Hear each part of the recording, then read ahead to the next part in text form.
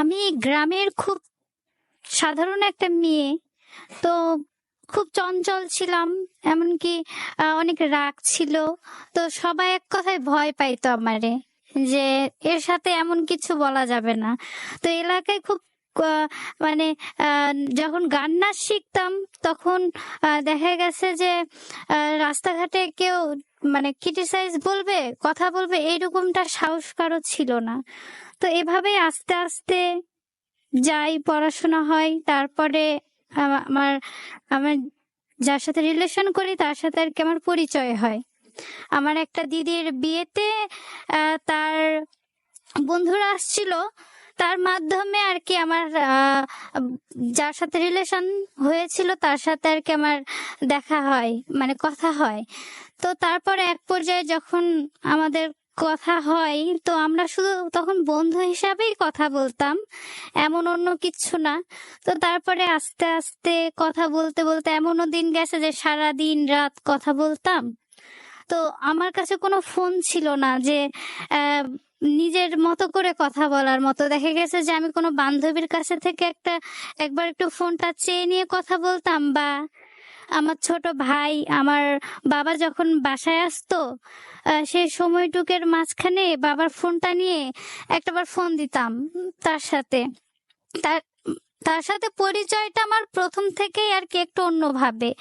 আহ সবচাইতে ভালো ছিল যে তার কথাবার্তা গুলো না আমার খুব ভালো লাগতো। কারণ মানে আমি যেরকম মানুষ চাইতাম, বা আমি যেমন ভাবছিলাম যে আমার যিনি বয়ফ্রেন্ড হবে তার কথাবার্তা, তার ব্যবহার এইরকম হবে। তো হ্যাঁ, সেও একদম ওই রকমই, যে তার ব্যবহার বলেন, কথাবার্তা বলেন, মানে যতটা সাপোর্ট দেওয়া দরকার থাকে ততটা আর কি সে প্রথম থেকে আমার সাথে এভাবেই কথা বলে। তারপরে এক পর্যায়ে আমরা বলি যে আমরা কেউ কারোর সঙ্গে কখনো দেখা হয় নাই বিধায় আমি ওরে অনেকবার ভিডিও কলও দিতাম, কিন্তু সে কখনো আর কি ভিডিও কল রিসিভ করতো না। সে বলতো যে কখনো দেখা হলে আমি তোমার সাথে সামনাসামনি দেখা করব, আমি তোমার সাথে ভিডিও কলে কখনো কথা বলতে পারবো না। তো এইভাবে এক পর্যায়ে আমিও আমার ফ্যামিলিতে বলি যে আমার রিলেশন আছে এরকম, মানে কথা বলি। তারপর এক পর্যায়ে আমার ফ্যামিলি জানতেও পারে যে আমি কারোর সাথে কথা বলি। এটা নিয়ে বাসায় অনেক গ্যাঞ্জামও হয়, যে আমার দাদা, আমার ছোট ভাই এটা আর কি পছন্দ করতো না কখনোই যে আমি কারোর সাথে কথা বলি বা কোনো রিলেশনে যাই। কারণ অনেক চঞ্চল ছিলাম, তো তারা ভাবতো যে আমার ডিসিশন গুলো হয়তো ভুল।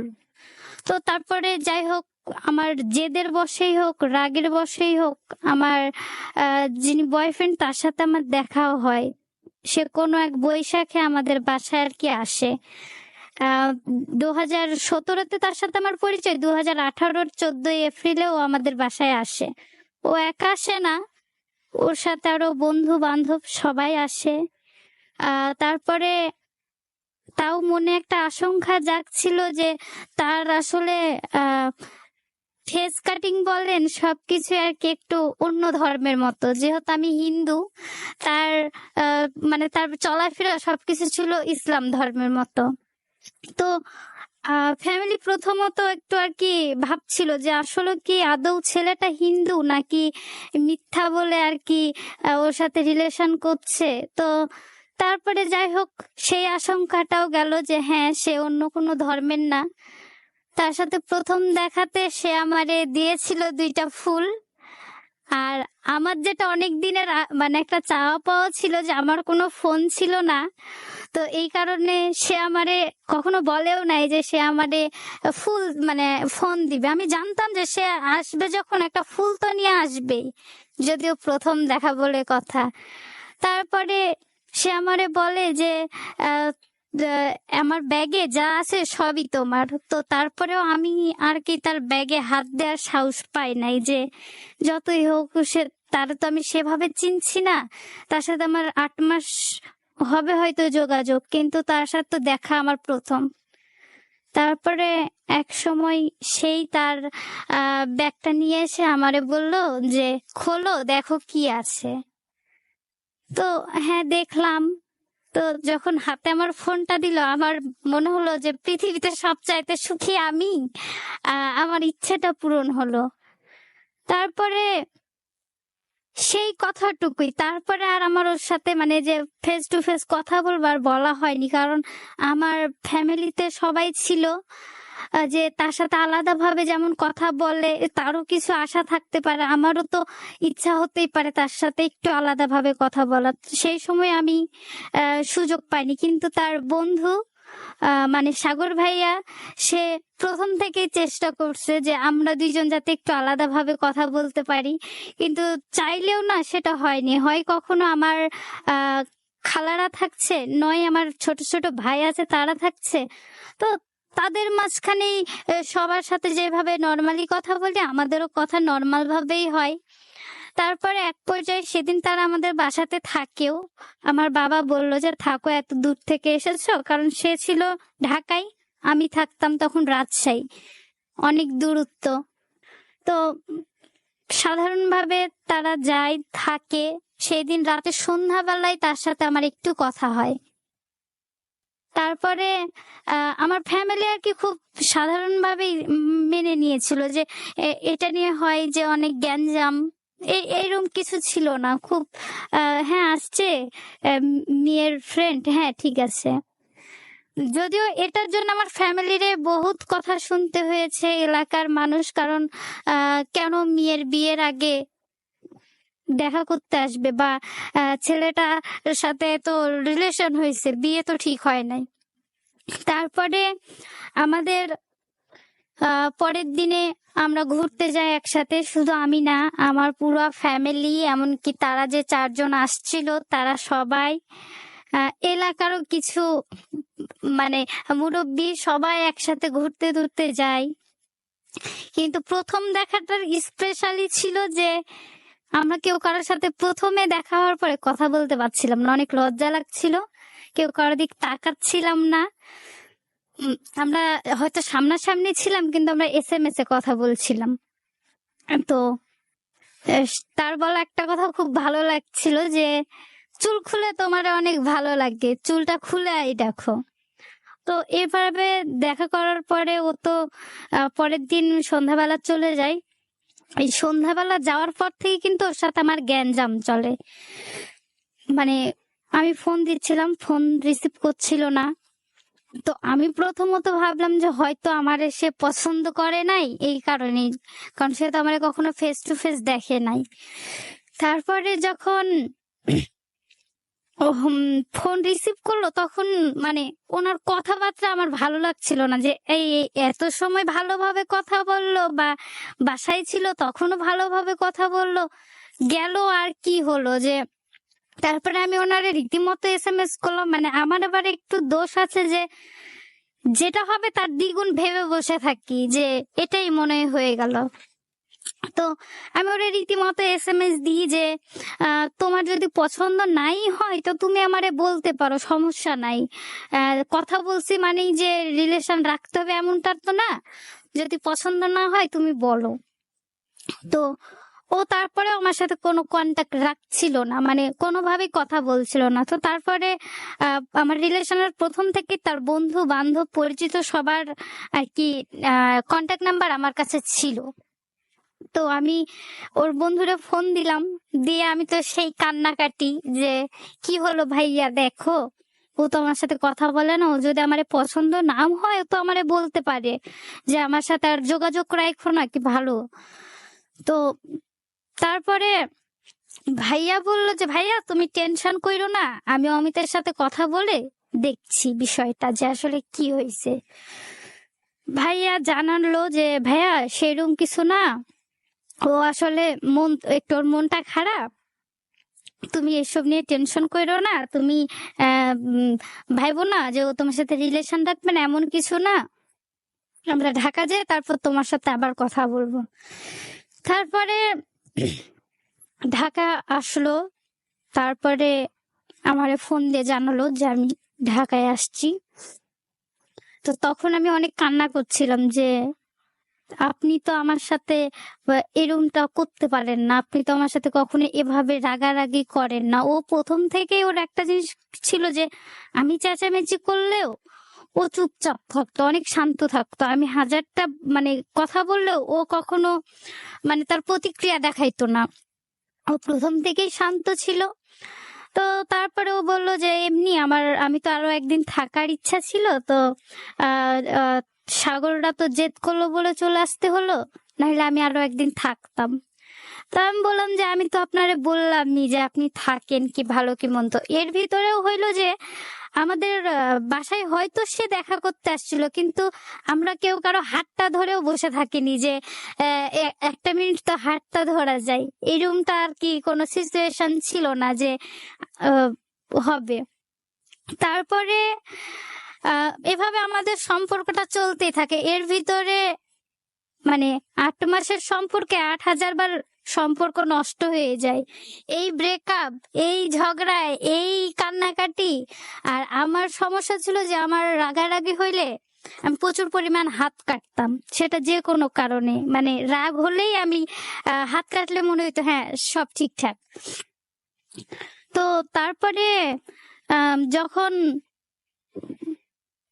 এই 2 দিন পর পর ঝগড়া হয়, তারপর আমার রিলেশনের 10 মাস পরে আমি ফোনটাই ভেঙে ফেলে দিই। আমার মানে যার সাথে আমার রিলেশন ছিল তার দেয়া ফোনটা আমি ভেঙে ফেলে দিই, যে ফোনটা না থাকলে আর সম্পর্ক থাকবে না। মানে একদম তখন ডিসিশন যে আমি আর ওর সাথে কোনো সম্পর্ক রাখবো না, ফোনটা ভেঙে ফেলে দিই।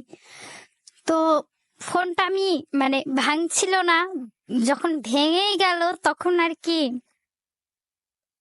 অনেক খারাপ লাগছিল যে ফোনটা ভেঙে ফেললাম, সম্পর্কটা এমনিতেও তো না রাখা যাইতো। তো তারপরে এর ভিতরে আমাকে দেখতেও আসে। মানে আমাদের এলাকায় খুব ছোট বয়সে আর কি বিয়ে দিয়ে দেওয়ার চলটা আছে। তো তারপরে আমাকে দেখতে আসে। তো তারপরে আমি আমার যে বয়ফ্রেন্ড তাকে আগের রাতে বলি যে আমার তো একটা সমস্যা হয়েছে, তো আমি তোমারে এখন বলতে পারছি না, যদি কাল সবকিছু ঠিকঠাক হয় তাহলে দেন আমি তোমারে কালকে বলবো। তো ও আমার কথা বলার মাঝেই বুঝতে পারে যে হয়তো এইরকমই কিছু, যে আমার মানে দেখতে টেকতে আসার বিয়ে শাদীর কোনো বিষয়।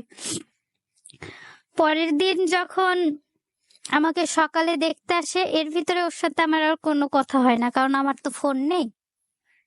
তারপরে যখন দেখতে আসে ওনারা রীতিমতো আমারে পছন্দ করে। যে নিয়ে আমারে দেখতে আসছিল আমার তুলনায় উনি 15-20 বছরের বড় ছিল। তো উনি যখন দেখতে আসে, পছন্দ টছন্দ হয়, তো ওনারা আর কি আমার বাবা মারে যেতে বলে। তো আমি ওনারে দেখার পরে আমি বলি যে আমার বাবারে বলি যে আমি কিন্তু বিয়ে করব না, তোমাদের যদি আমারে রাখতে সমস্যা হয় তো রাখো না, কিন্তু আমি ওনারে বিয়ে করব না। উনি আমার বাবার বয়সী, আমি ওনারে নিয়ে কেমনে রাস্তাঘাটে চলাফেরা করব, আমার বান্ধবীরা কি বলবে। তো রীতিমতো এই যে দেখতে আসছে এটা আমার পুরা এলাকা জেনে গেছে। যে পরে আমি সাধারণত আমি খুব ছুটোছুটি করতাম, তো বিকালবেলা বের হয়েছি। তো আমার এলাকার সবাই বলে যে কি ব্যাপার, জামাই নাকি দেখতে আসছিল। তো আমি বলি যে কে জামাই? তো বলে যে কেন, তোমাকে তো দেখতে আসছিল। তো আমি বলি যে দেখতে আসছিল, বিয়ে তো হয়ে যায়নি। আর আমি না একটু মানুষের মুখের উপরেই কথা বলি, তাতে আমি মানুষের কাছে খারাপ, কিন্তু সত্য কথাটা মুখের উপর বলতে পছন্দ করি। এটার জন্য আমি বাড়িতে অনেক মারও খাই আমার মায়ের হাতের। আমার মা এখনো বলে যে তুই তোর এই মুখের দোষেই মানুষের কাছে খারাপ হোস। তো আমার তাতে এতটুকু খারাপ লাগে না, কারণ আমি সত্যি কথা সত্যি ভাবে বলি। তো যাই হোক, এলাকাতেও এটা নিয়ে আমার মানে তাদের সাথে একটু গ্যাঞ্জামি হয় যে আমি তো তারে বিয়ে করছি না, তাহলে জামাই কেন কথাটা আসবে। আর সে দেখতে আসছে, বিয়ে তো আর আমারে করে ফেলে নাই। তো তারপরে দেখি যে বিকালবেলা যে যে লোকটা আমাকে দেখতে আসলো তিনি আর কি আমার বাসায় ফোন দিছে যে আপনারা কবে আসবেন, আমার তো মেয়ে পছন্দ হয়েছে, তো আপনারা যদি আর কি আসতেন। তো আমার বাবারা এদিকে ঠিক করে ফেলছে আমি কিন্তু বাবার অনেক আদরের। হ্যাঁ, বাবা সবসময় চাইতো যে আমার আমার এলাকার আশপাশে আমার বিয়ে দিবে, যাতে প্রতি বৃহস্পতিবার শুক্রবার আমার সাথে যায় দেখা করে আসতে পারে। তো তারপরে আমি আমার দাদারে আর কি, আমি আমার দাদার সাথে অতটা ফ্রি ছিলাম না তখন। মানে আমি জমের মতো ভয় পাইতাম যে তার সাথে হয়তো কথা বলা যায় না। তো আমি আমার দাদারে সবকিছু মানে ভয় টয় ছাইরা আমি আমার দাদারেই আর কি এসএমএস করলাম, ফোনেও বলার সাহস হয়নি, এসএমএস করলাম যে দাদা আমি এভাবে বিয়ে শাদী এনারে করতে চাই না, আমি মরে যাব তাও বিয়ে টিয়ে করতে পারবো না এনারে, উনি আমার অনেক বড়। তো দাদা তখন বলে যে আচ্ছা আমি দেখছি বিষয়টা। তো দাদা শুধু বলছিল যে দেখছি, কিন্তু ও কিছুই আর কি বাসায় এসে বলে নাই। তো আমি তারপরে বিকালবেলা যখন মানে সন্ধ্যার আগ মুহূর্তে আমার বাবা বাসায় আসলো, আমি বাবার ফোনটা একটু চেয়ে নিয়ে বাইরে যে আর কি আমি আমার যে বয়ফ্রেন্ড তাকে আর কি ফোন দিলাম যে দেখো আমি তো তোমারে বলছিলাম যে কালকে এরকম বিষয়, তো আমারে তো দেখতে আসছিল, তো তারা তো পছন্দ করে ফেলছে, তো তারা বাবা মারের যাওয়ার কথাও বলছে, তো এখন আমি কি করব? আমার তো আমি তো অন্য কোথাও যে থাকতেও পারবো না, বা আমি যে ফ্যামিলির বিরুদ্ধে যাব এমনটাও তো আমার কথা তো কেউ শুনবে না, যেহেতু তার অবস্থা ভালো, মানুষ ভালো। তো যে যে আমার বয়ফ্রেন্ড সে তখন বলে যে তাহলে আচ্ছা আমি তোমার বাবারে ফোন দিই, আমি কথা বলি তোমার বাবার সাথে। তো আমার হাজবেন্ড যেহেতু বরিশালের, এই কারণে না আমার ফ্যামিলির কেউ আমার মানে আমার যে বয়ফ্রেন্ড ছিল তখন তার আর কি কথা বুঝতো না।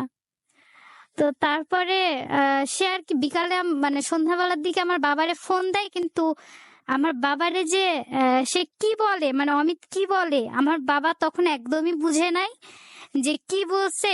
মানে আমার বাবা সেটা বুঝতেও পারে নাই, কারণ আমার বাবা একটু কথা কম বলে, মানুষের সাথে মানে পেঁচাই কম, যে যেটা বলে সেটা চুপচাপ শুধু শুনে নেয় আর হ্যাঁ নাতেই থেকে যায়। তো তারপরে আমারে অমিত আর কি তখন ইনফরমেশন করে যে হ্যাঁ বৈশাখ আমি তো হচ্ছে বলেছি, বাড়িতে বলেছি তোমাকে তোমার বিষয়ে, যে আমি তো বৈশাখ মানে আমি আমার আর একটা নাম কিন্তু বৈশাখ। হ্যাঁ, তো সবাই আমারে ডাকে তনুশ্রী বলে, কিন্তু যে আমার বয়ফ্রেন্ড ছিল সে আমারে বৈশাখ বলেই ডাকে।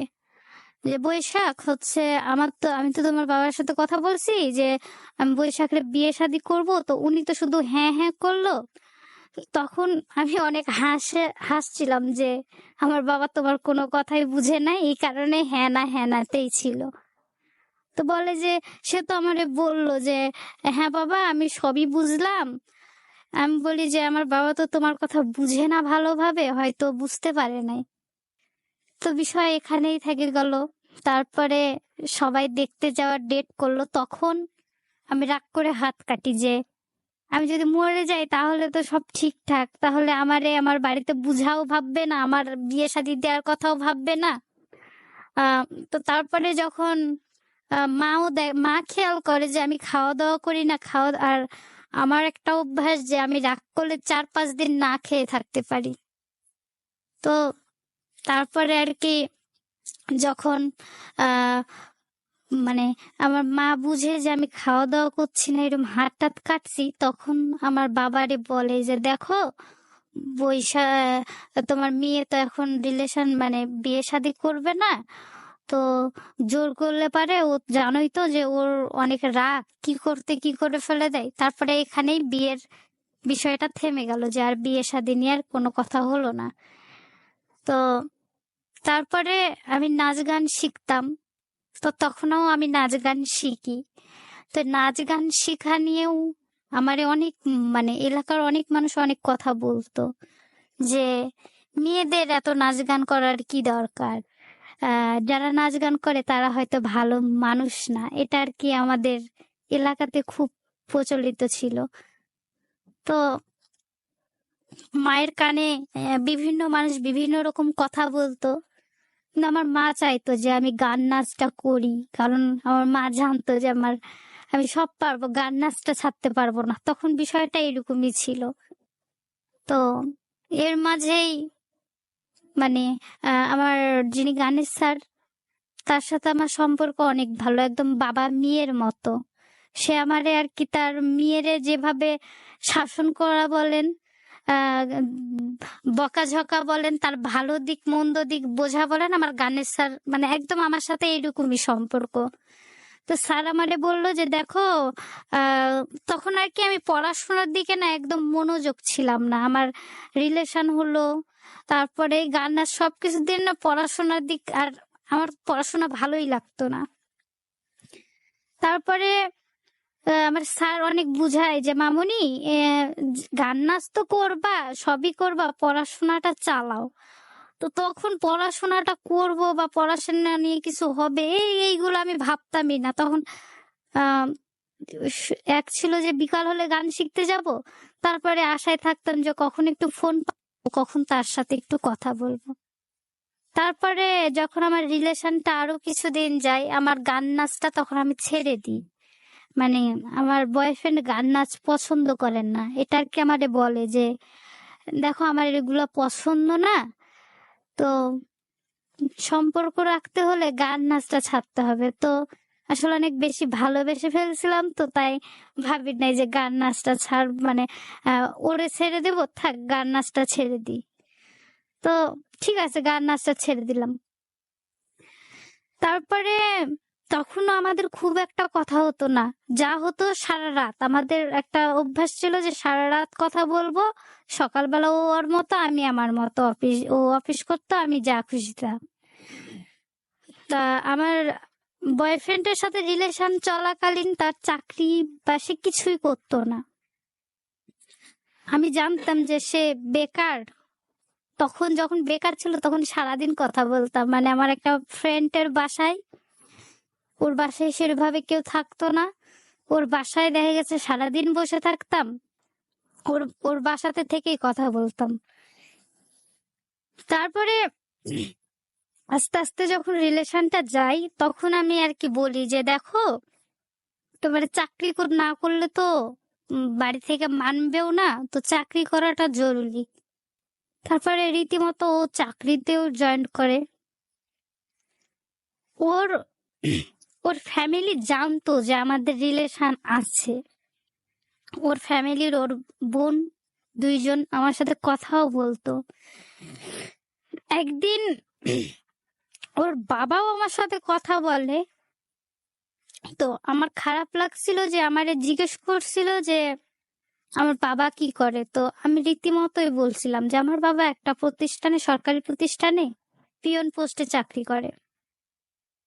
তো এইটা নিয়ে না আমার যিনি হাজবেন্ডের মানে বয়ফ্রেন্ডের বাবা ছিল, মানে একটু অন্যভাবে কথাটা বলছিল, যেটা আমার ভালো লাগে নাই। তখন আমি ওইটা আমার যিনি বয়ফ্রেন্ড তার কাছে প্রকাশ করছিলাম না, যেভাবে কেন কথাটা বললো, যে ভালো কি মন্দ।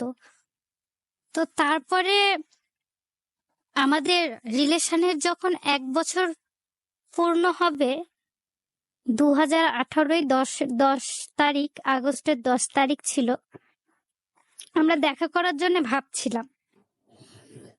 তো আমি যেহেতু গ্রামে থাকি, সেহেতু গ্রাম থেকে শহরে আর কি দেখা করার কথা হচ্ছিল যে রাজশাহীতে আসো, আমিও যাব, তখন দেখা হবে। তো আমার ফ্যামিলি কখনোই আমার একা ছাড়বে না, এটা আমি জানি। কারণ আমাদের গ্রামে তো তখন তখন কেন, এখনো খুব এতটা আধুনিক না যে একটা মেয়ে একা একা যাবে দেখা করবে, এটা আর কি ভাবতে পারে না। তারপরে আমি আমার ফ্যামিলিতে বলি, তো এটা শোনার পরে আমার মা আমারে অনেক বকাবকি করছিল যে কেন দেখা করতে হবে, হ্যান ত্যান। আর আমার একটা অভ্যাস ছিল যে আমি কোনো কথা চাপায় রাখতে পারতাম না পেটে, যে এটা আমার পার্সোনাল, এটা বলা উচিত না। সেটা আমি সবাইকেই বলে বেড়াতাম যে দেখা করতে যাব, এটা আমার এলাকার যত বন্ধু বান্ধব যাদের সাথে আমি একটু ফ্রি, সবাই জানতো যে আজ বৈশাখী অমিতের সাথে দেখা করতে যাবে। তো আমি আমার দাদাকে বলি যে দাদা, এরকম SMS এ বলছিলাম দাদাকে যে দাদা এভাবে অমিত আসবে, তো তুই একটু আমাকে নিয়ে যাবি। তো দাদা তখন প্রথমে না বলে দিছিল। অমিতরে বললাম যে দেখো আমার তো একা যেতে দিবে না, তুমি একটু কথা বলে দেখো যে যদি তোমার কথায় রাজি হয়। দাদারে অমিত ফোন দিল যে দাদা আপনি আসেন, নিয়ে আবার চলে যাবেন বিকাল বেলা। তো আমাদের প্ল্যানিং ছিল যে আমরা বিয়ে করব, রেজিস্ট্রি করে রাখবো নিজেদের মাঝে, পরে ফ্যামিলি জানবে। মানে এই যে আমার এলাকাতে একটা বিয়ে দেওয়ার চাপ থাকে, মেয়ে বড় হয়ে গেছে, 9-এ পড়া মানে মেয়ে বড়।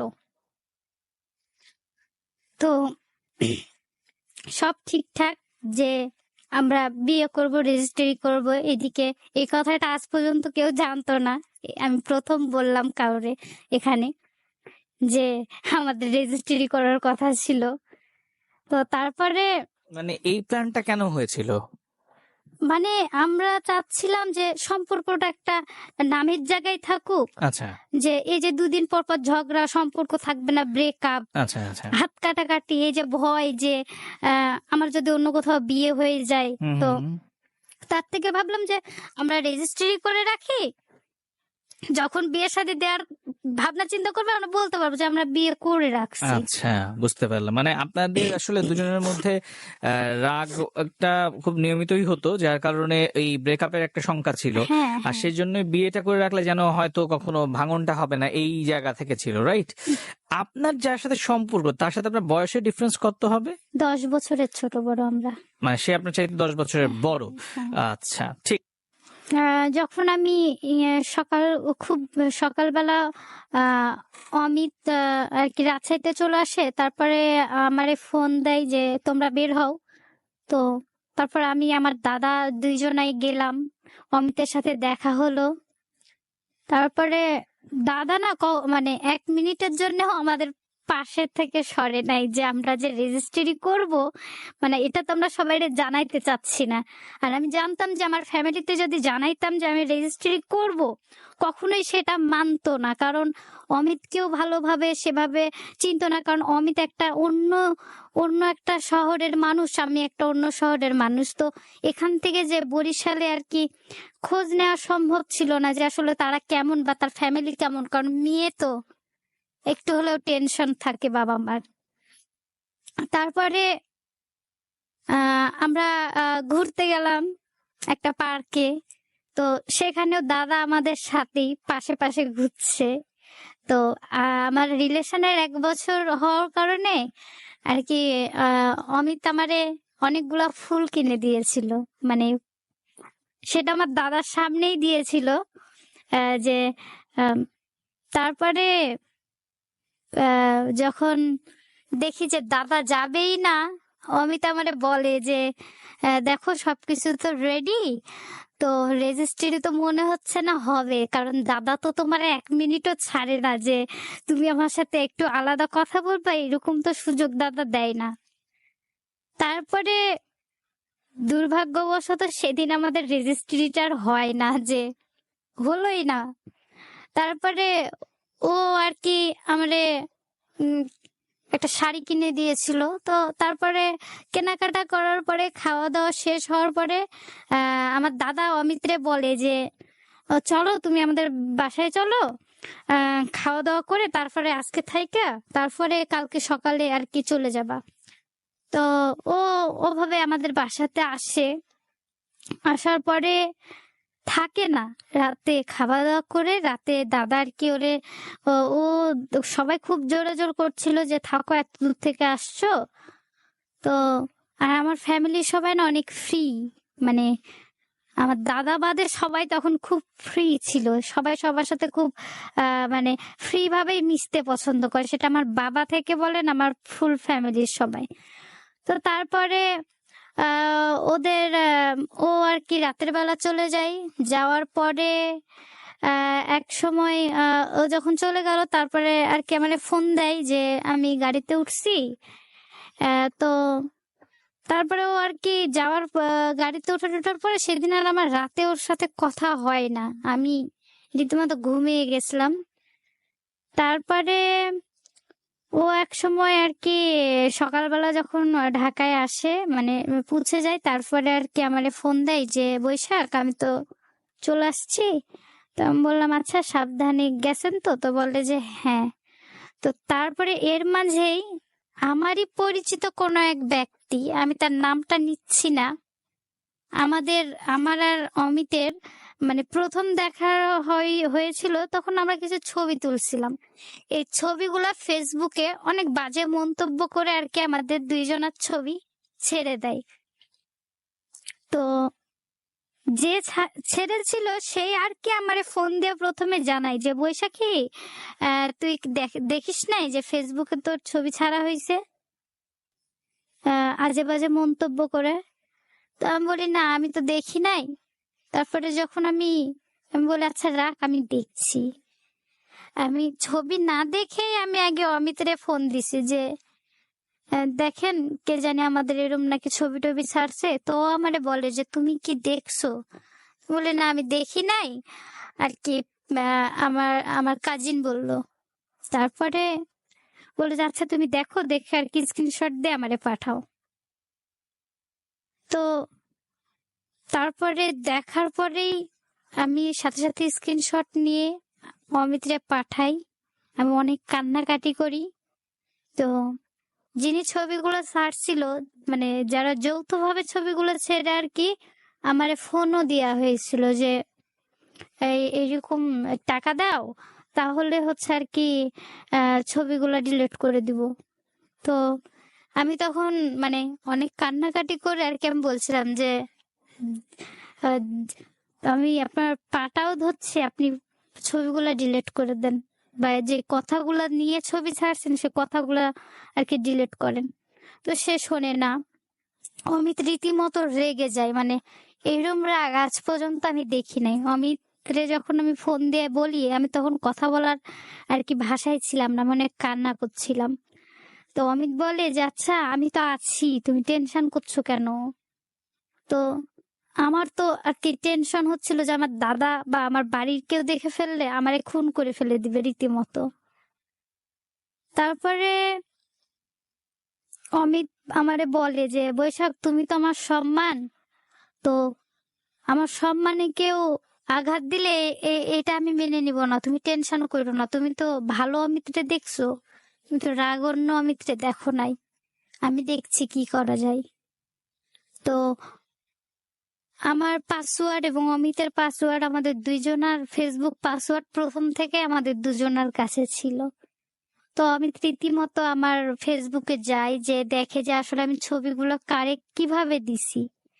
তো যারে দিয়েছিলাম সে আর কি অমিত দেখে যে যেভাবে ছবি পাঠানো হয়েছিল ঠিক সেভাবে স্ক্রিনশট নিয়ে ছবিগুলা ফেসবুকে ছাড়া হয়। তারপরে অমিত কোনো কিছু না ভেবেই তারে ফোন দেয়, যে ফোন দেওয়ার কি অমিত অনেক অনেক মানে রাগী গলায় তার সাথে কথা বলে, সে কখনোই স্বীকার করে না। অমিত লাস্ট পজিশনে বলে যে আপনি যেহেতু বৈশাখের ছবি ছাড়ছেন, তাহলে আমিও আপনার ছবিও তো আমার কাছে আছে, তো আমিও আপনার আপনার ছবিগুলো আমি ফেসবুকে পাবলিশ করে দিই, তাহলেই তো হয়ে যায়। তো সে ভয় পায় যে হয়তো আমি সত্যি ছবিগুলা ছেড়ে দিবে। তারপরে আর কি সে ছবিগুলা ডিলিট করে দেয়, 5 মিনিটের ভিতরে ছবি ডিলিট হয়ে যায়, মানে 5 মিনিটও লাগে নাই। এরকম ছবি কথাও শেষ হয়েছে অমিতের সাথে তার। তো তারপরে আর কি ছবি ডিলিট হয়ে যায়। অমিত আমারে ফোন দিয়ে বললো যে দেখো তো ছবি আর আছে নাকি। তো তারপরে আমি বলি যে না, ছবি তো আর নাই। বলে যে কাজটা কে করছে আমি খুব ভালোভাবেই বুঝছি, কাজটা তোমারই প্রিয় মানুষ করছে। তো তখন আমি জানতাম না যে আমার আপন বা আমার এত কাছের কেউ ওই কাজটা করবে, কারণ আমি তো সবাই অন্ধের মতো বিশ্বাস করে ফেলে দিই, এটা আমার সমস্যা। তো তারপরে যখন আমি তার নামটা শুনি, আমি তার সাথে টোটালি যোগাযোগটা বন্ধ করে দিই, মানে আমি কথা বলতাম না তার সাথে। এমনকি ফেসবুকে আমার এসএমএস দিলেও আমি কথা বলতাম না, শুধু লাস্ট এসএমএস একটাই দিছিলাম যে অনেক আপন ভাবছিলাম, এরকমটা নাও করতে পারতি, যদি কিছু করার থাকতো মুখে বলতি, দুইটা এসে গালে চড় দিয়ে যাইতি, কিন্তু এরকমটা করা তো ঠিক হয় নাই। সেই শেষ কথা ছিল। তারপরে আমাদের সম্পর্ক এরকমই থাকে। তারপরে আমার এক্সাম আসে, আমার পরীক্ষা, আমি তখন এসএসসি পরীক্ষা দিব। তো এর মাঝে আমার আর অমিতের অনেক ঝগড়া হয়। তারপরে আর কি এমনই ঝগড়া হয় যে হ্যাঁ, আমাদের আর সম্পর্ক নাই, দুইজন দুইজনের মতো আলাদা, আমরা কথাও বলতাম না। 5-6 দিন পরে যখন আমার পরীক্ষার কাছে আসে, ও আমারে ফোন দেয়, তারপর ওর সাথে আমার কথা হয়। তখন ও আমার আর কি বলে যে আচ্ছা, যা হয়েছে হয়েছে, আচ্ছা রাগ কইরো না, আর সামনে তো পরীক্ষা, ভালোভাবে পরীক্ষা দিতে হবে। তারপরে পরীক্ষার ভিতরেও যে খুব একটা মিল ছিল তা না, তার সাথে আমার সম্পর্কে যতটা না ভালো সময় আছে ততটা ঝগড়ার সময় আছে। আমরা কথা যদি বলতাম 5-6 ঘন্টা, তার সারা রাত, মানে আমরা তো 10টার সময় কথা বলতাম, সকাল 6টার সময় কথা বলা আর কি শেষ হইতো, এরকমটা ছিল। তো তার ভিতরে দেখা গেছে যে 4-5 ঘন্টা রাগ ভাঙাভাঙিতেই ছিল। আর আমার রাগটা এমনই ছিল, সহজে ভাঙতো না। তো দেখা গেছে যে 2-10 মিনিট আমাদের ভালোভাবে কথা হতো, শান্তশিষ্ট ভাবে কথা হতো। তো তারপরে যাই হোক, পরীক্ষা চলে আসে, পরীক্ষা চলে। এর মাঝে আমার যেদিন গণিত পরীক্ষা ছিল সেদিন সে রাত, মানে রাতে আমারে বলে যে তুমি তোমারে আমার আঙ্কেল ফোন দিবে, তুমি আঙ্কেলের সাথে কথা বলো, আমি তোমার একটু পর আঙ্কেলের সাথে কথা বলা হয়ে গেলে তুমি আমারে ফোন দিও। তা আমি তখন বিষয়টা ভাবি নাই, আমি খুব সাধারণ ভাবেই তার সাথে কথা বলছি। এর মাঝেই আমার আর কি, আমি আঙ্কেলরে বলি, আঙ্কেল 1 মিনিট একটু রাখেন, আমি হচ্ছে আমার বাবার সাথে আমার দরকার আছে, আমি একটু বাবার সাথে দরকারি কাজ সাইরে আমি আবার আপনারে ফোন দিচ্ছি। তো আমার কেন জানি মনে হচ্ছিল যে অমিত হয়তো কারোর সাথে কথা বলছিল। তো হ্যাঁ, আমি ফোন দিলাম। আমি তার আঙ্কেলের ফোনটা কাটার পরে আমি অমিতকে ফোন দিলাম। ফোন দেওয়ার পরে দেখি ওয়েটিং।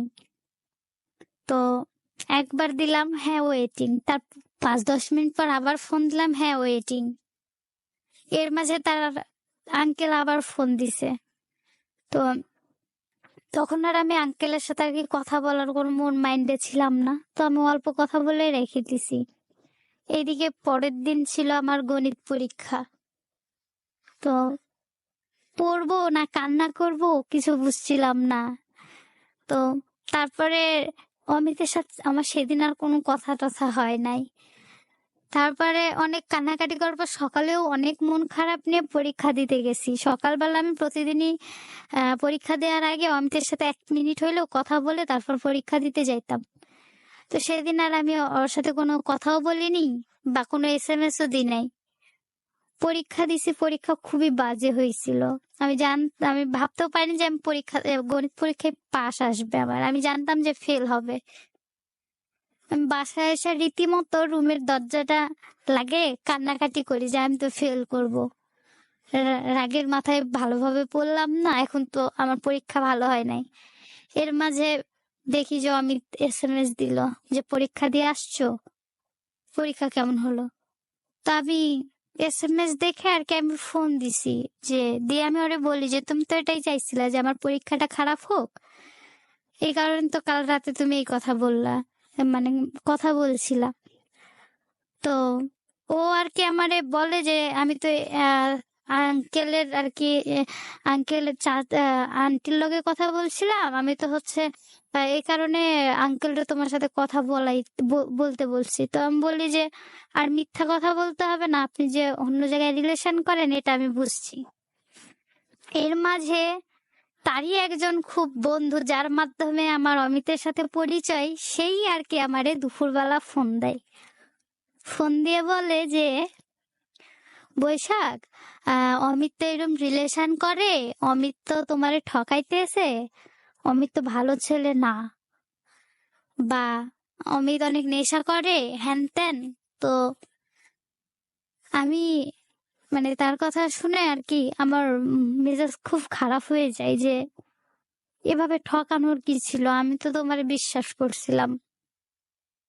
তো তারপরে আমি সেই দাদার সাথে কথা টথা বলার পরে আমি অমিতরে না বললা আমি সাগর ভাইয়ারে ফোন দিই। আমার যতবার ঝগড়া হয়েছে ততবার সব সমাধান সাগর ভাইয়া আর আতিক ভাইয়া ছিল, মানে আমাদের সমাধান দাতাই তারা দুইজন। যাই হোক সেটা এখনো যাই হোক সেটা। তো সাগর ভাইয়াও বলে যে ভাইয়া তুমি মাথাটা ঠান্ডা করো, আমি দেখছি অমিত তো এরকম না। তো আমি বলি ভাইয়া সে তো বললো, বলে যে তুমি তো জানোই যে অমিতের সাথে তার গ্যাঞ্জাম, তোমাদের সম্পর্ক এতদিন আছে এটা তার ভাল লাগতেছে না। তো তারপরে আতিক ভাইয়াও সেম কথা যে তুমি আচ্ছা তুমি টেনশন করো না, কান্নাকাটি করো না ভাইয়া, আমরা দেখছি। তো তারপরে অমিত আমারে ফোন দেয় যে কি হয়েছে, আমি অমিতরে বলি। অমিত বলে যে তুমি তো আমারে বলতে পারো যে এই এই সমস্যা, সে এইগুলা বলছে। তা আমি বলি যে দেখো সে তো তোমার পরিচিত, আমার চাইতেও তোমার পরিচিত, সে তোমার পাশে থাকে, তোমার সাথে থাকে, তোমার রুমেও থাকে মাঝে মাঝে। তো তারে আমি কিভাবে অবিশ্বাস করব যে সেই তো তোমার ভালো চিনবে বা জানবে। বলে যে দেখো বৈশাখ, যে তুমি তো জানো যে তার সাথে আমার সম্পর্ক ভালো এখন নাই, হয়তো এক সময় ছিল। তোমার আর আমার সম্পর্কটা হয়তো এত ভালো আছে বা চলছে এই কারণে তার ভালো লাগছে না। তারপরে যাই হোক আমিও বিশ্বাস করলাম যে এটাই হতে পারে, যে অমিত তো খারাপ না। তারপরে এভাবেই রিলেশন চলতে থাকে। হঠাৎ আমার ফ্যামিলিতে আমার মানে খুব গ্যাঞ্জাম হয়, মানে যা কল্পনার বাইরে ছিল। আমার বাবা আর কি হয়তো সে সেভাবে কথাটা বলেনি, এখন আমি বুঝি যে আমার বাবা আসলে সেদিন সেভাবে বলেনি। আমার আমার এখন অনেক খারাপ লাগে যে আমি হয়তো অহেতুক রাগ করছিলাম বাবার উপরে, কিন্তু আমার বাবা হয়তো সেদিন এভাবে বলেনি, এখন আমি বুঝি। আমার সাথে আর কি একটু উচ্চ গলায় কথা বলছিল, বাবার অনেক আদরের মেয়ে তো, বাবার ওই উচ্চ গলাটা সহ্য করার ক্ষমতা ছিল না, অনেক খারাপ লাগছিল। তো তারপরে বাবা আর কি যখন বলে যে সব চাওয়াই কি পূরণ করতে হবে, যখন যা চাস তা তো দিই, এখন দিতে পারবো না। তো এই দিতে পারবো না এই কথাটা অনেক জোরে বলার কারণে আমি এটা নিতে পারি নাই। আমার তখন পরীক্ষা চলে রানিং। তো তখন আমি অমিতরে বলি ফোন দিই সাথে সাথে যে হয় তুমি আমায় নিয়ে যাও, আর নাই আমি অন্য কোথাও চলে যাব, আমি আর কি বাড়িতে থাকবো না। তো অমিত কখনোই আমারে বলে নাই যে আমি তোমারে নিব না, কি ভালো কি মন্দ এই কথাও আমারে কখনোই বলে না। ও বলছে আচ্ছা ঠিক আছে, কখন আসবা বইলো, আমি নিয়ে আসবো। তো তারপরে আর কি, হ্যাঁ আমি তো চলে যাব, আমার পরীক্ষা চলে তার ভিতরে আমি আমি চাচ্ছিলাম যে আমার পরীক্ষাটা শেষ হোক, পরীক্ষাটা কোনোভাবে লস দেয়া যাবে না, পরীক্ষাটা শেষ হোক, পরীক্ষা পরে চলে যাব। তারপরে আমার মানে আমার এই চলাফেরাই কেউ কেউ বুঝতে পারে যে আমি হয়তো বাড়ি টাড়ি ছেড়ে চলে যাব। তো তারপরে আমি আমার বোনের ছেলে, তাকে অনেক ভালোবাসি, এখনো ভালোবাসি, তখন বেশি ভালোবাসতাম, এখনো সেই আগের মতোই ভালোবাসি। সে আমারে তারে নিয়ে আমি আর কি যেদিন আমি চলে আসব বাড়ি ছেড়ে, তার আগের দিন আর কি তারে নিয়ে অনেক ঘোরাফেরা করছি। আমি যে বাড়ি ছেড়ে চলে আসবো এই কথাটা শুধু সেই জানতো যে আমি বাড়ি ছেড়ে চলে আসব, কিন্তু সে তো ছোট, সে হয়তো আমার কথাটা বুঝেও নি। আগের দিন সন্ধ্যা পর্যন্ত তারে নিয়ে ঘুরলাম ফিরলাম, তারে অনেক আদর করলাম, কারণ তখন হয়তো আমি তার জন্ম দিই নাই, কিন্তু তার আমি মা, এটা আমি এখনো স্বীকার করি, হয়তো তারে আমি জন্ম দিই নাই। তারপরে পরের দিন সকালবেলা আমি রাত্রে বেলা সব গুছিয়ে গেছে রেডি করে রাখছি। এর মাঝেও আতিক ভাইয়া আমারে ফোন দিয়ে বলে যে ভাইয়া দেখো, ঠিক আছে বাবা বকাবকি করছে, তুমি এখনো মাথা ঠান্ডা করে ভাবো যে রাগের মাথায় কোনো ডিসিশন নিও না, পরে সমস্যা হবে। তো আমি তারে বলি ভাইয়া আমার ডিসিশন নেওয়া হয়ে গেছে। তো হ্যাঁ, তো বলে যে এখনো ভাবো বৈশাখ। তো তারা হয়তো আমার হাজবেন্ড মানে যিনি আমার বয়ফ্রেন্ড বা হাজবেন্ড তার বন্ধু ছিল, কিন্তু ভাই আমার বেশি। আমি তাদের মানে তাদের সাথে সম্পর্কটা আমার ভাই বোনের। তো তারপরে সে মানে অনেক বুঝাই। আর অমিতের প্ল্যানিং ছিল যে আমারে নিয়ে আসবে, নিয়ে এসে আহ নিয়ে এসে যদি বিয়ে শাদী করতে হয় তো বিয়ে শাদী করবে, না হলে আমাদের ঢাকায় কোনো একটা কলেজে আর কি ভর্তি করাবে, এটা আলাদা রাখবে। কিন্তু আমি বা অমিত কখনোই জানতাম না যে বাড়ি ছাড়লেই বিয়ে করতে হয়। এটা আমরা এখন মানে এখনো ভাবলে হাসি আমি যে বাড়ি ছাড়লেই বিয়ে করতে হয়। এটা আমি জানতাম না, বা হয়তো তখন ভাবি নাই যে বাড়ি ছাড়ছি মানে বিয়ে করতে হবে। আমার ডায়েরি লেখা খুব অভ্যাস ছিল। আমি আসার আগের রাতে সারা রাত ডায়েরি লিখছি। ডায়েরিতে যার প্রতি যার যত রাগ অভিমান ছিল, দাদার প্রতি, মায়ের প্রতি, আমার বাবার প্রতি কোনোদিনই কোনো অভিযোগ ছিল না। সবটা লেখার পরে আমি আর কি ডায়েরিটা খুলে রাখি যাতে সকালবেলা সবাই ডায়েরিটা দেখতে পায়। এর মাঝে আমি একটা ছোট ফোনেরও ব্যবস্থা করি যাতে অমিতের সাথে যে আমি চলে যাব, একটা তো ফোন প্রয়োজন। আমি রাতের বেলা অমিতরাও ঠিক গাড়ি ধরে চলে আসে। এদিকে আমাদের এলাকায় ভোর ভোর সবাই ওঠে, 6টা বাজে। অমিতরা আর কি আয়শা রাস্তা ভুলে যায় যে কোথায় আমার বাড়ি, তার মনে থাকে না যে আসলে আমার বাড়িটা কোথায়। তারপরে আমি বলি যে আমি কি এখন বাড়িতে ঘুরে যাব, এইদিকে পিছনে আমার একটা মামা দাঁড়ায় রীতিমতো আমারে দেখে। সে ভাবছে আর কি যে আমি হয়তো বিভিন্ন প্রোগ্রামে যাই গান নাচের, হয়তো এই কারণে কোথাও একটা প্রোগ্রামে যাচ্ছি। সে বুঝতে পারে না যে আমি বাড়ি ছেড়ে চলে যাচ্ছি। আমি যে সেদিন বাড়িটা ছাড়ছিলাম, আমার বাবার দেয়া একটা সুতাও নিয়ে নিয়ে আর কি বের হয়েছিলাম না, শুধু আমার বাবার দেয়া আমি বের হয়েছিলাম। এছাড়া আমি আমার বাবার দেয়া বা আমার ফ্যামিলির কারো দেয়া কোনো কিছু নিয়ে বের হয়নি। অমিত ওই 1.5 বছরের রিলেশনে যতটুক যা দিয়েছিল সবকিছু নিয়ে বের হয়েছি। তো আর আমি ভাবতাম যে হয়তো আমার আর বাড়িতে কখনো আসা হবে না, তো আমি এভাবেই যাই। তো যাই হোক, আমি তো অমিত মানে নিতে আসে, আমি সিএনজি নিয়ে আসছিল, ও আর ওর বন্ধু আতিক ভাইয়া। আমি যাই। আমি কিছুটা রাস্তা যাইতে না যাইতে আমার ফ্যামিলির সবাই বুঝতে পারে যে আমি বাড়ি থেকে চলে গেছি। তারা আমারে ফোন দেয়।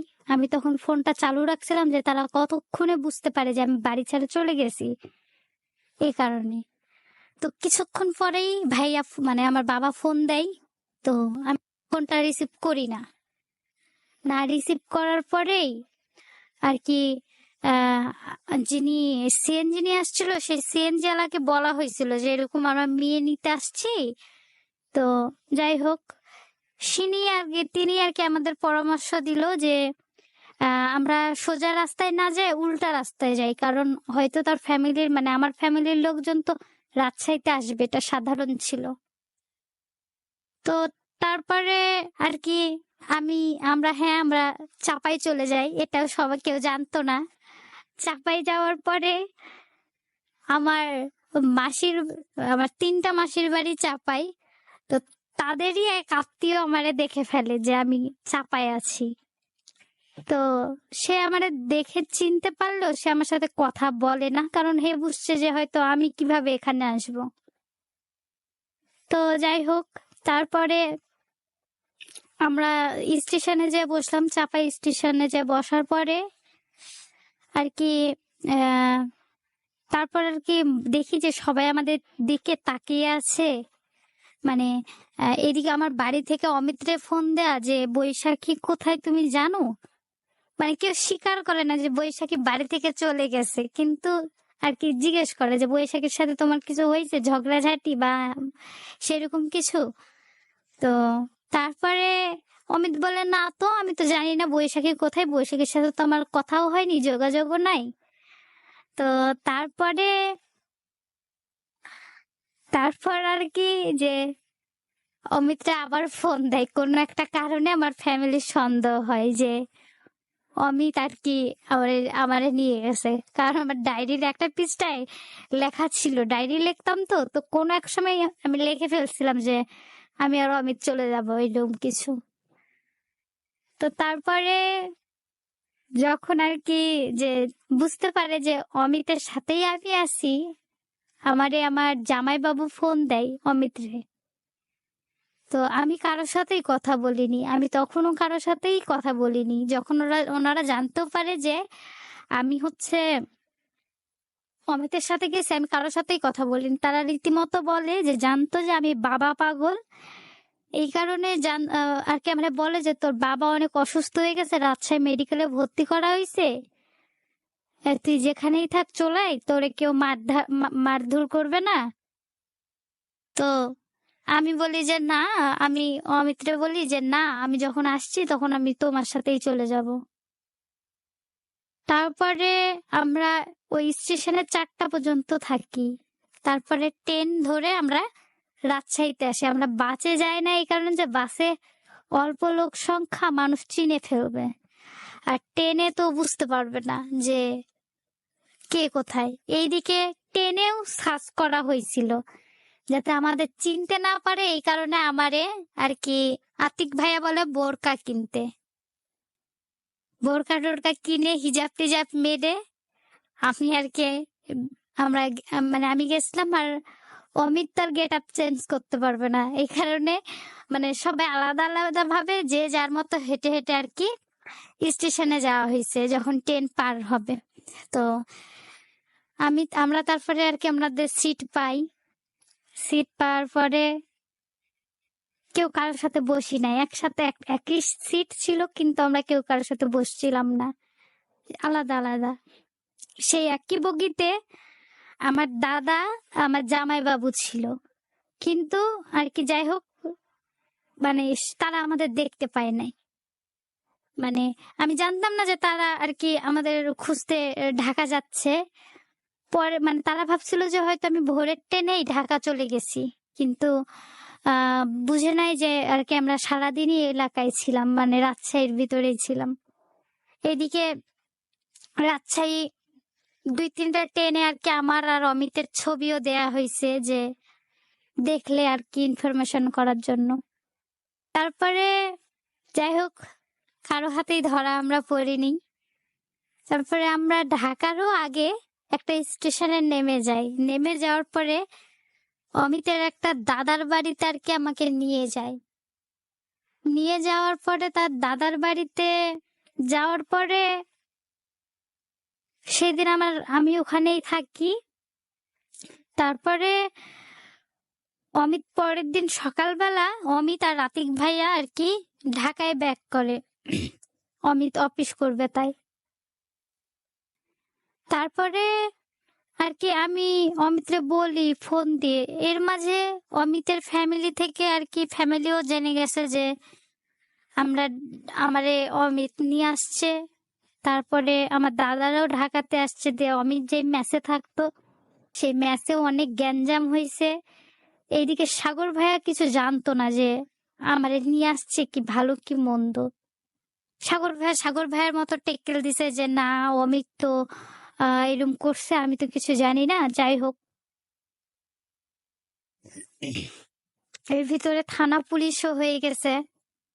মানে যে ব্যক্তির দ্বারা আমার পরিচিত হয়েছিলাম অমিতের সাথে, সে ব্যক্তি আমার বাবার অনেক টাকা খাইছে শুধু আমারে আর অমিতরে ধরাই দিবে তাই, কিন্তু হয় নাই।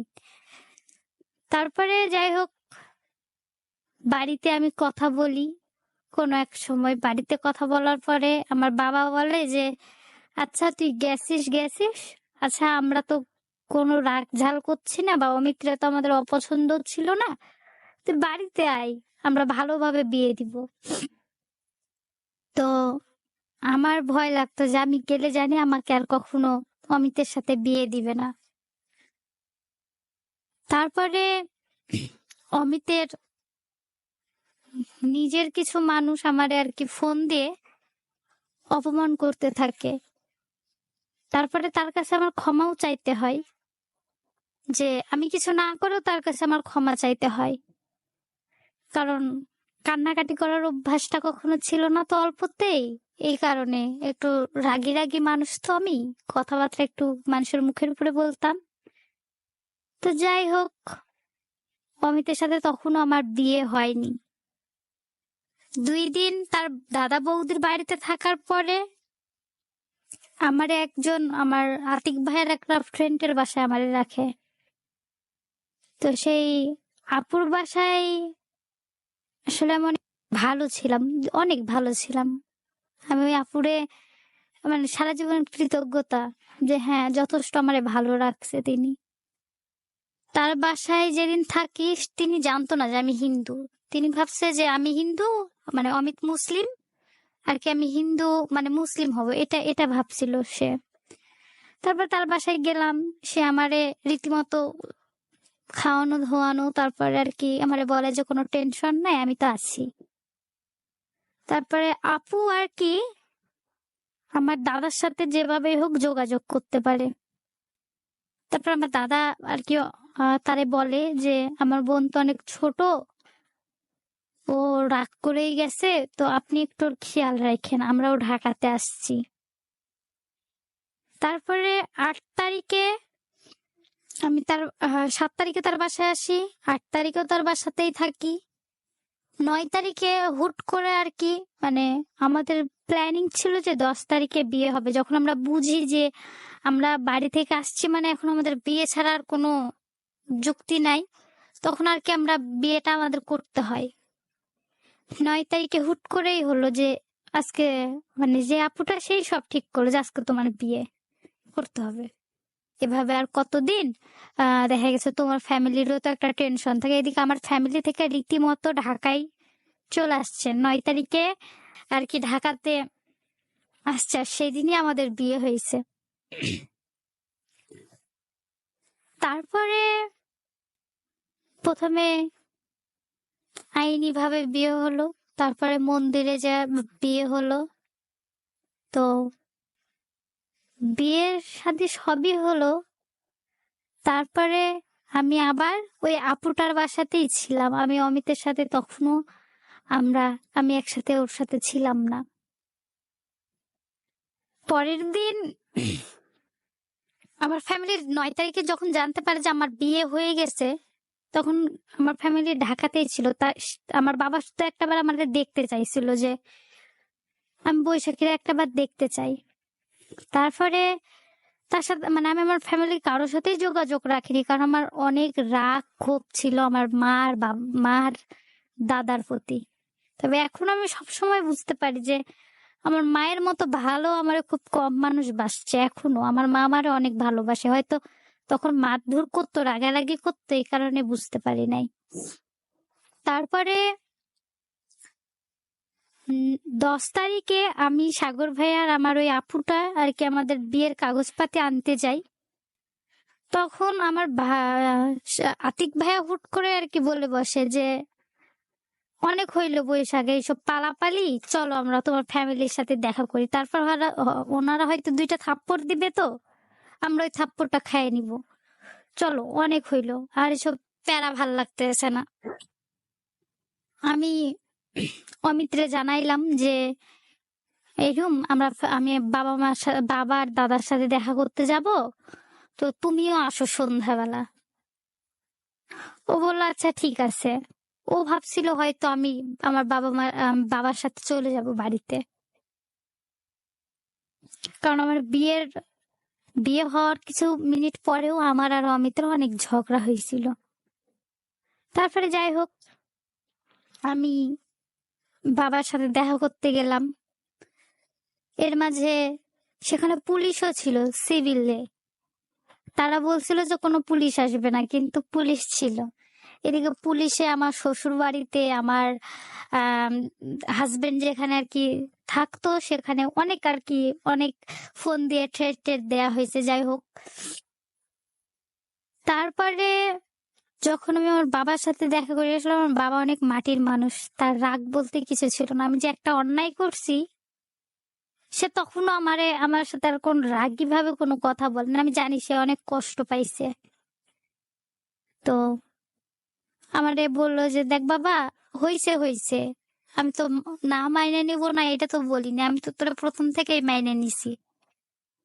তো আমাদের জানে বিয়েটা করলে কি সমস্যা ছিল, আমি তো কখনো অমত ছিলাম না তোর কথার বাহিরে। তো তারপর অমিতের সাথে দেখা হয় আমার বাবা মা, যাই হোক, সেখানে আমাদের সব গ্যাঞ্জাম মিটমাট হয়ে যায়। তারপরে আমি ওই মানে আমার যে মানে আতিক ভাইয়ের যে ফ্রেন্ড, তার বাসাতে আর কি আমি থাকি। তার বাড়িতে থাকাকালীন আমার না মানে তার হাজবেন্ডের চলাফেরাটা আমার পছন্দ ছিল না। মানে আমি অনেক তার তার ব্যবহার আমার কাছে অনেক একটু অন্যরকম লাগতো, যে এইরকম কেন। তো একদিন হুট করে আপুর ফ্যামিলির কেউ একজন অনেক অসুস্থ হয়ে যায়। আপুর আমারে অনেক জোর করে, আমি আপুর দোষ কখনোই দিব না। আপু আমারে অনেক জোর করে যে তুমি চলো, কিন্তু আমি বাসে বা মাইক্রোতে আমি চড়তে পারি না, আমার খুব কষ্ট হয়। তো তারপরে আপু যায়, আমারে বলেও যায় যে দেখো যেই আসুক, তোমার ভাইয়া আসলেও গেট খোলার দরকার নাই, তুমি দরজা অফ করে রাখবা। তো হ্যাঁ, ভাইয়াও আসে। তো আমার আর কি মানে তার বাসা, আমি কিভাবে বলবো যে আমি দরজাটা খুলবো না, যে ভালো কি মন্দ। তার কিছুদিন আগে সে আমার আর কি বলে যে তুমি আমার একটা বোন। তো আমি বিশ্বাসের সাথে আর কি দরজাটা খুলি। দরজাটা খোলার পরে তার কথাবার্তা গুলো আমার ভালো লাগছিল না। মানে তার কথাবার্তা আমি নিতে পারছিলাম না, এরকম কেন কথাবার্তা হবে একটা মানুষের। সে আমারে বোন বলে, তার কথাবার্তা এরকম কেন হবে। তারপরে সে যখন চলে যায়, আমি হুট করে আমার যিনি হাজবেন্ড অমিত, আমি তারে ফোন দিলাম। দিয়ে আমি বললাম যে আমার এখানে 1 মিনিট না, তোমরা নিতে আসো। এর মাঝেও আমি যখন উনি বাসায় ছিল, আমি এর মাঝে অনেকবার অমিতকে ফোন দিছি। অমিত অনেক ব্যস্ত ছিল, ফোন রিসিভ করতে পারে নাই। তো যাই হোক, আমি অমিতকে ফোন দিই, অমিত আমার নিতেও আসে। নিতে আসার পরে আর কি বিষয়টা একটু অন্যরকম হয়ে যায়, যে সেই আপুটা কি আমার ফ্যামিলিতে একটু অন্যভাবে বুঝাইছিল প্রথম থেকেই অমিতরে, যে অমিত ভালো ছেলে না। তো তখন আমার দাদা অমিতের চাইতে সে আপুটার একটু বেশি বিশ্বাস করত, যে হয়তো সে আপুটা ঠিক বা আমার জন্য ভালো। তারপরে দাদারে আমি বলি যে আমি তো বিয়ে করছি অমিতরে, আমি অমিতের সাথেই থাকবো। তারপরে হ্যাঁ, আমরা বাসা নিই, বাসায় থাকি, আমাদের জীবনও চলে। এদিকে আমার রেজাল্ট বের হইলো, আমি ভর্তি হলাম কলেজে, ঢাকারই একটা কলেজে ভর্তি হলাম। তখনও আমার পড়াশোনা করার প্রতি যে খুব নেশা সেটা ছিল না। আমি ভাবছিলাম যে করছি করছি, বাদ দিয়ে দিব। কারণ কোনোদিনই আমার পড়াশোনা করার প্রতি সেই রকম একটা আগ্রহ ছিল না, আমার ভালোই লাগতো না পড়াশোনা, করব কি। তারপরে ভর্তি হলাম, কলেজে যাওয়া শুরু করলাম, নতুন নতুন বান্ধবী হলো আমার। কলেজে প্রথম 2জন আমারে বুঝছিল যে আমি বিবাহিত, সবাই বুঝতে পারে নাই। যখন সবাই জানলো আমি বিবাহিত, প্রতিটা মানে আমার খুব ভালো লাগে যে আমারে সবাই এতটা সম্মান দিত। আমার কলেজের প্রতিটা ছেলে আমারে দিদি বলে ডাকতো। সবার সাথে মজা করলেও আমার সাথে মজা করতো না। আমারে খুব সম্মান করত। আমার কিছু উম বান্ধবী হয়, তাদের মানে তাদের অবদান এখন আমার জীবনে অনেক। তো আমার বান্ধবীরা সবসময় ১ম থেকেই আমার এই কলেজ জীবনে সাপোর্ট দিচ্ছে। আমি যে পড়াশোনা করছি, এটা আমি বলতে পারি তাদের জন্যেই। আমি মানে আগে তো ছিলই না ইচ্ছা পড়াশোনা করার। ওদের দেখে বুঝলাম যে হ্যাঁ, আমারও পড়াশোনা করা উচিত। তারাও বলতো যে, "কেন পড়বি না বা কেন কলেজে আসবি না?" আমি রীতিমতো নিয়মিত কলেজ করতে পারতাম না। আমার আ বিবাহিত যেহেতু আমার রান্না করতে হয়, আমার সংসার সামলাতে হয়। সপ্তাহে ১ দিন বা ২ দিন আমি কলেজ করতাম। তো তারপর এভাবেই চলতে থাকতে এর ভিতরে আমার হাসব্যান্ডের সাথেও তখনও আমার ভালো কথাতেও ঝগড়া হতো।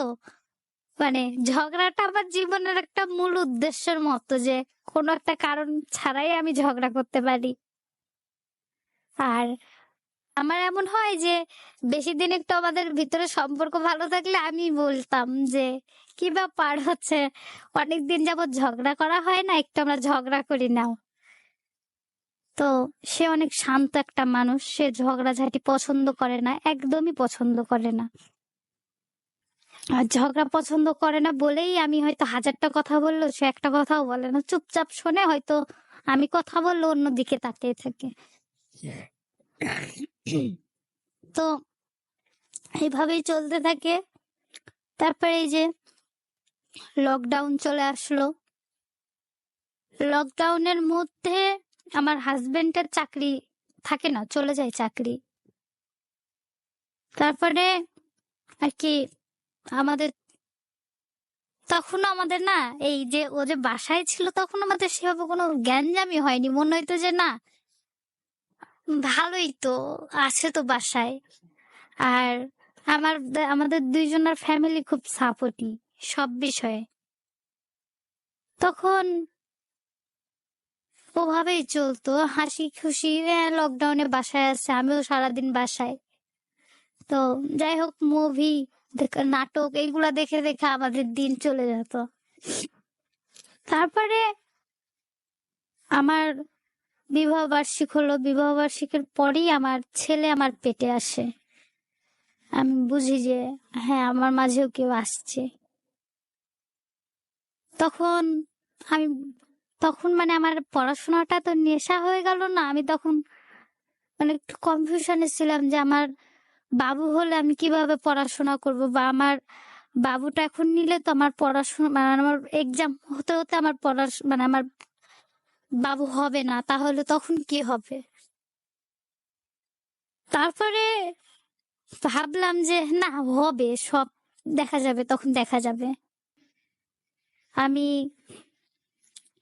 আহ আমার বাবু পেটে আসে, তার মাঝেও অনেক ভালো সময় খারাপ সময় যায়। তখনও তার অমিতের চাকরি হয় না।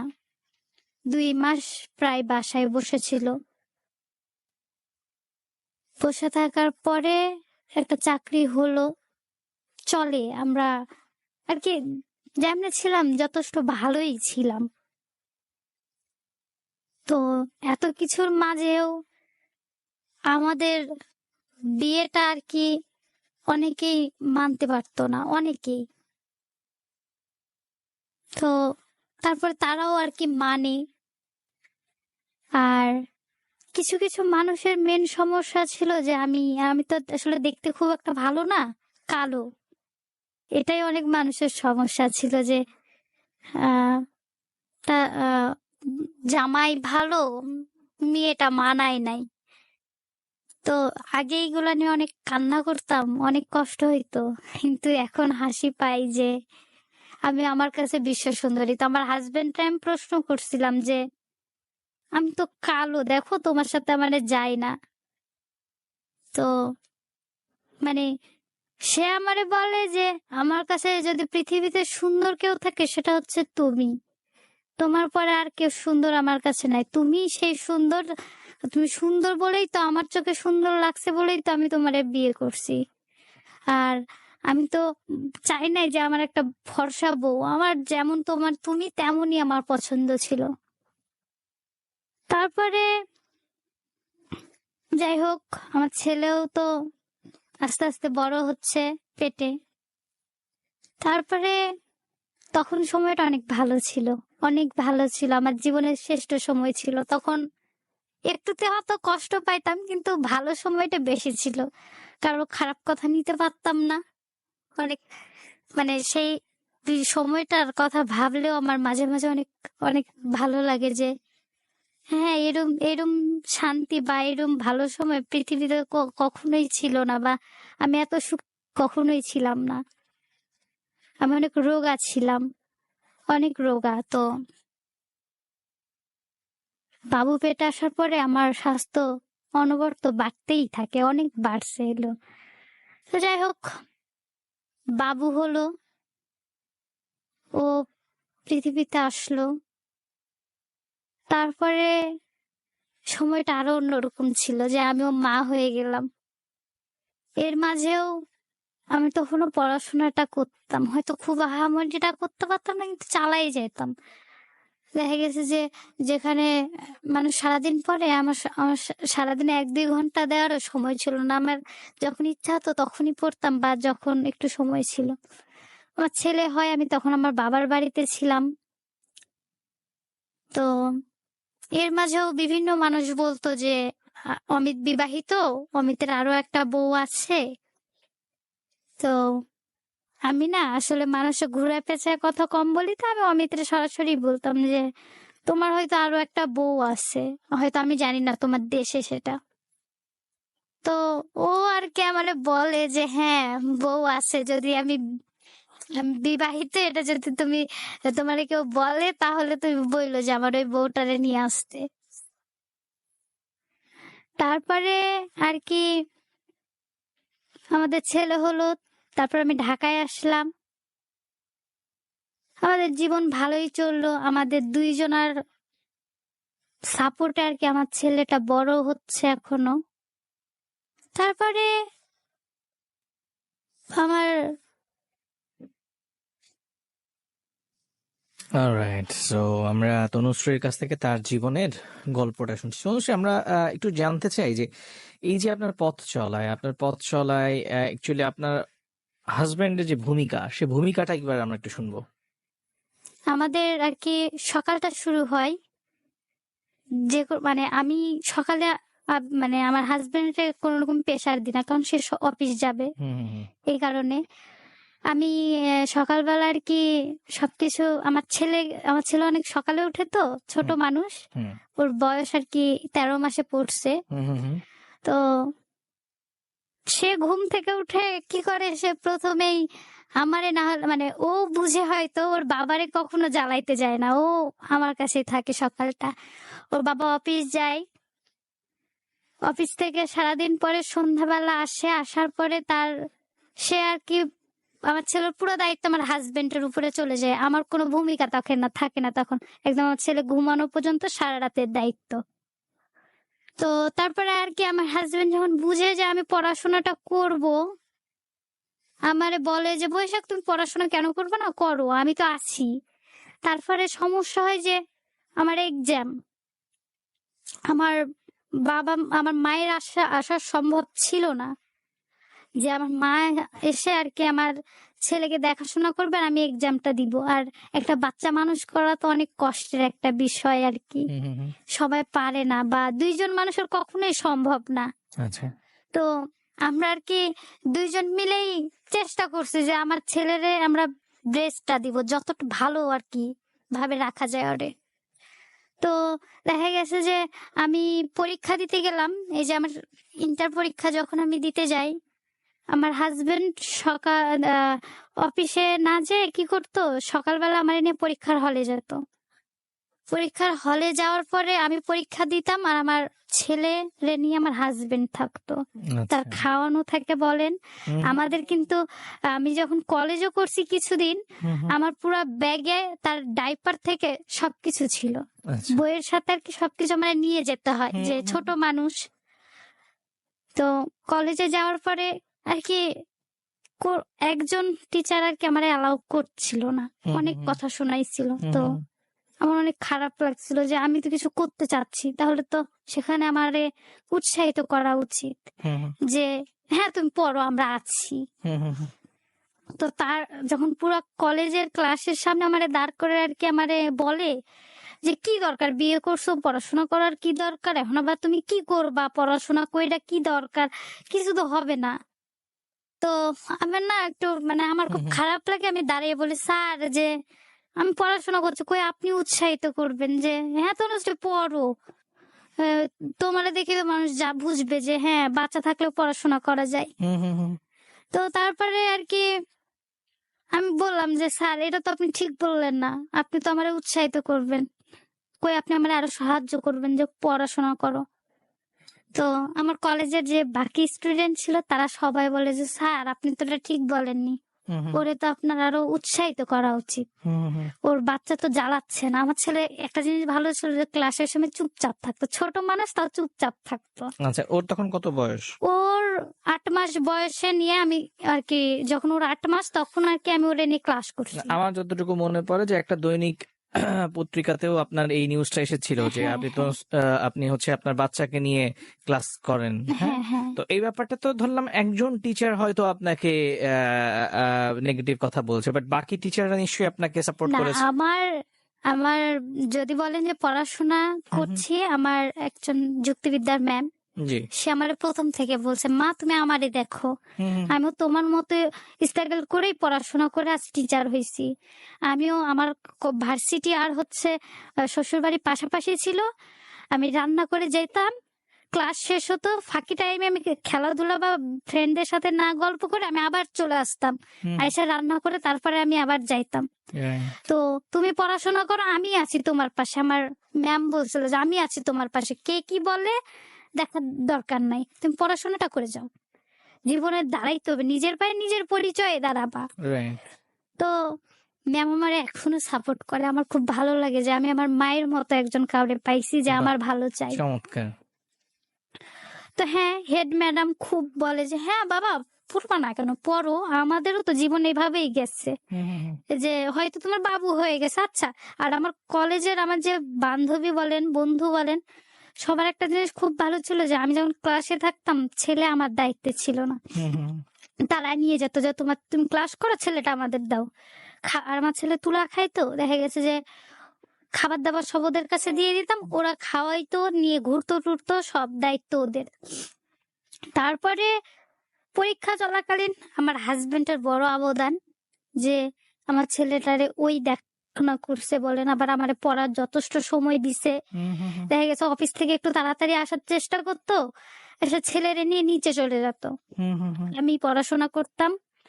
ও দেখা গেছে যে এমন হয়েছে যে রান্না বান্না করেও আমার দিছে। আমি আসলে এটা আমার খুব আমার হুম হুম হুম আমি বলি যে জীবনে হয়তো ভালো কিছু করছি বলে তার মতো আমি ডেফিনেটলি, কাউরে মানে পাইছি। এইটাই হচ্ছে আমি আসলে বলার চেষ্টা করছি, বা আমি পুরো ঘটনা শুনে যেটা বোঝার চেষ্টা করছিলাম যে আপনার মানে সিলেকশন, যে আপনি যে মানুষকে ভালোবেসেছেন এবং প্রেম করে যার সাথে বিয়ে হয়েছে, সেই মানুষটা কিন্তু মানে সমস্ত সময় আপনার পাশে ছিল, এটা হচ্ছে বড় ব্যাপার, হ্যাঁ?